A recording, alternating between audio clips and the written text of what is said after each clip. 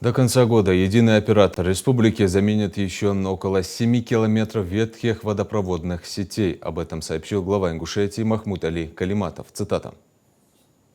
Работы ведутся в рамках производственной программы и направлены на обеспечение жителей региона стабильным и качественным водоснабжением. В этом году модернизация проводится в Назране и Малгобеке, а также в сельских поселениях Плиева, Далаково, Акиюрт и Нижние Очелуки. С начала года обновлено порядка 21 километра ветхих участков. Вопрос водоснабжения находится на нашем постоянном контроле. Несмотря на высокую степень износа сетей, предпринимаются все меры для обеспечения населения качественной водой. С момента запуска пилотного проекта по созданию единого оператора в республике достигнуты значимые результаты. Консолидировано 96% водопроводно-канализационного хозяйства региона. Заменены десятки километров труб. Устранено свыше 3000 аварий и порывов. Построены современные насосные станции. Эти шаги уже способствуют улучшению ситуации с водоснабжением. В следующем году планируется модернизация систем водообеспечения на сумму более 286 миллионов рублей. Эти работы будут выполнены в полном объеме при условии своевременной оплаты коммунальных услуг населением. Каждый рубль, поступающий от потребителей, напрямую идет на ремонт и замену сетей. Только совместными усилиями мы сможем кардинально улучшить систему водоснабжения в республике.